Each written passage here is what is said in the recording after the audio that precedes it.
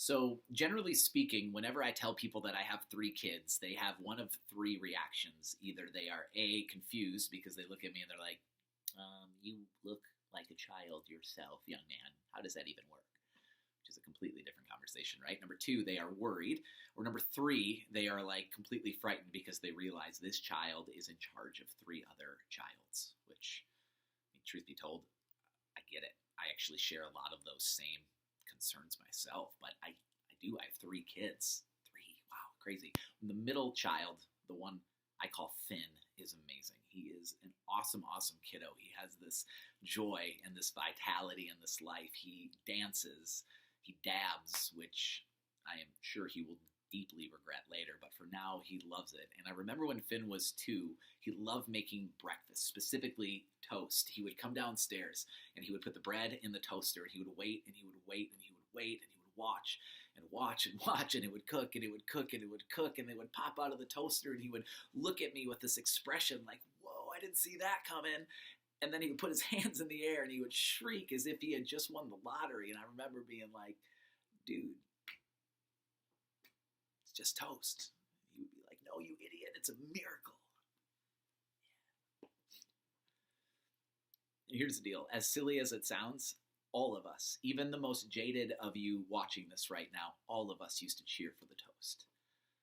Average was amazing, right? Mundane was magnificent. No big deal used to be no way. But somewhere along the line, that voice of that little kid, the one that had that spirit, right? That joy, that happiness, that voice has been stuffed down and shut down and replaced by a completely different voice. I was speaking at a middle school recently in central Iowa, and I met an 8th grade girl at lunch. We'll call her Allie, and in a very short amount of time, I learned few things about Allie really quickly. Number one, Allie was cool. Number two, Allie had power. And number three, Allie was deeply insecure. It was obvious that there was a mask that had attitude and apathy, and behind that mask lived, this little kid, the one that used to dream about what was possible for her life. And that voice, unfortunately, had been shut down, it seemed like, many years ago. I wonder how many of you have shut down that voice in your life, right? You've quieted down that little boy, that little girl that lives inside of you because for whatever reason, it's not cool anymore to dream big or to be smart or to sit with that kid or to even show that you're happy. Some of you are turning into somebody that you're not, all in the name of blending in. And I get it.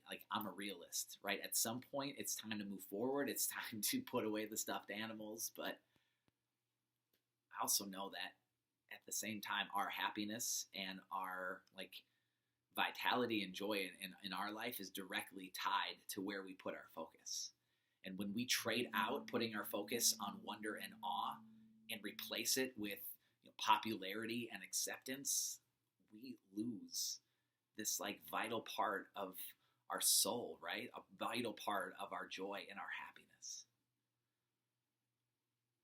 I was packing up and heading out, and I got a tap on my shoulder, and I looked, and it was Allie. She said, "I don't want to be remembered like this. I just want to be happy." And it was like that hard shell immediately evaporated, and the voice of that little girl was back.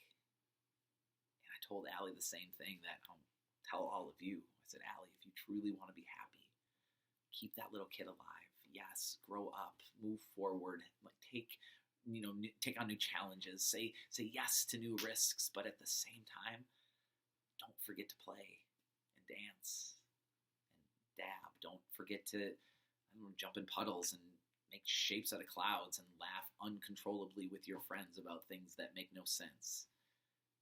Don't forget to, every once in a while, in the busyness that is our world, to slow down, put your hands in the air, and cheer for the little things, like the magic of toast.